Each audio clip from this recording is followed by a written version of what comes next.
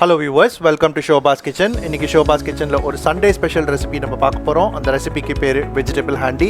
இதுக்கு வேணுங்கிற ingredients லிஸ்ட்டை ஒரு full லிஸ்ட்டை எடுத்து ஸ்க்ரீன்ல உங்களுக்காக போட்டிருக்கேன். லிங்க் டிஸ்கிரிப்ஷன்லயும் full details கொடுத்திருக்கேன். வாங்க இந்த ரெசிபி எப்படி பண்றதுன்னு போய் தெரிஞ்சுக்கலாம். இது பீன்ஸ், கேரட், பட்டாணி, காலிஃப்ளவர், கேப்சிகம் எல்லாம் ஒரு 20 கிராம்ஸ் எடுத்துட்டு இருக்கேன். எல்லாம் ப்ரீ பாயில் பண்ணி வச்சுட்டு இருக்கேன். இது 2 டேபிள் ஸ்பூன் குக்கிங் ஆயில் விடுறேன். இதுல 2 வெங்காயம் இதுல போடுறேன். இது கொஞ்சம் வதக்கிக்கலாம்.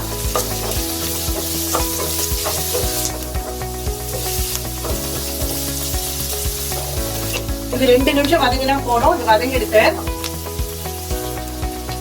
இது 2 தக்காளி பழம். இதை பொடி பொடியா நறுக்கிருக்கேன். இது அதுல போடுறேன். இதை கலரி விட்டுக்கலாம்.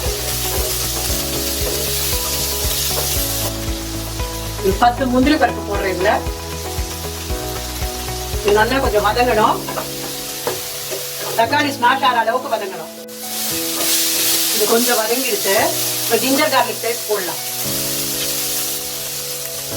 ஒரே ஒரு ஸ்பூன் ஜிஞ்சர் கார்லிக் பேஸ்ட் போடுறேன். இதை கொஞ்சம் கலந்து இது கொஞ்சம் வதங்கினா போதும்.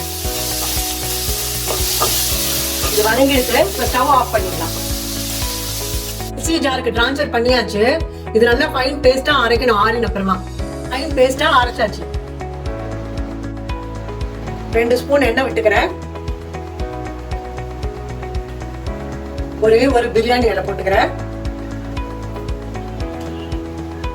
பட்டை கொஞ்சம் போட்டுக்கிறேன்.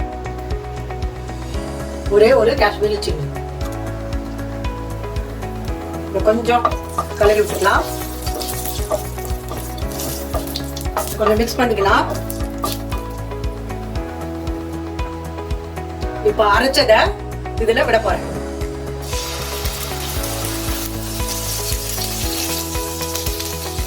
இதை நல்லா மிக்ஸ் பண்ணிக்கலாம்.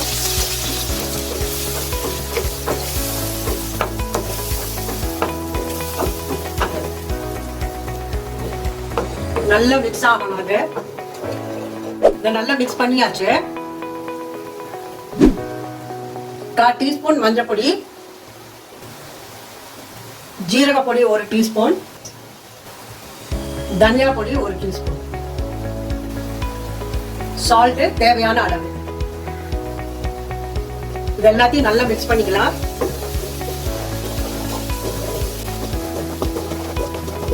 இது நல்லா மிக்ஸ் பண்ணியாச்சு. நல்லா சுருண்டு வந்துடுச்சு. இப்ப தயிர் விடலாம். 1 கப் தயிர் விடுறேன்.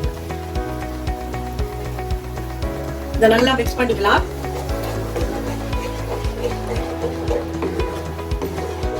இதை நல்லா கலரியாச்சு.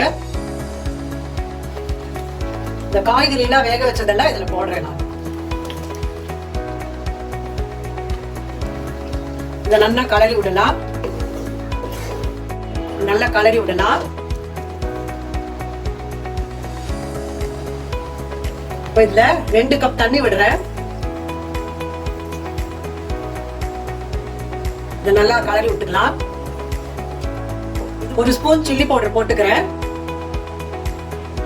இத ஒரு கலரி விட்டுக்கிறேன்.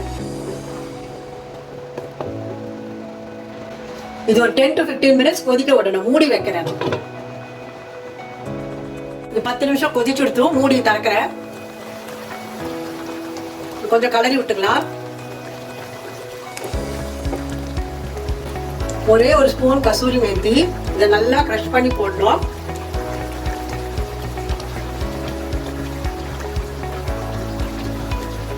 ஒரே ஒரு ஸ்பூன் கரம் மசாலா.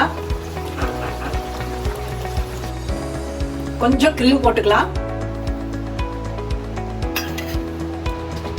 கொஞ்சோண்டு கொத்தமல்லி போடுறேன்.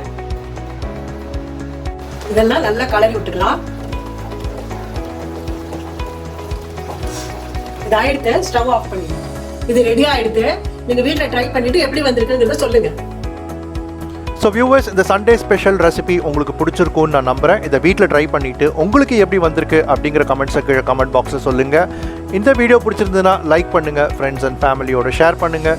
ஷோபாஸ் கிச்சனை மறக்காமல் சப்ஸ்கிரைப் பண்ணுங்கள், பக்கத்தில் இருக்கிற பெல் ஐக்கானை ப்ரெஸ் பண்ணுங்கள். நான் உங்களை திரும்பவும் ஒரு புது ரெசிபியோடு உங்களை சந்திக்கிறேன். இந்த வீடியோவை ஃபுல்லாக பார்த்ததுக்காக நன்றி.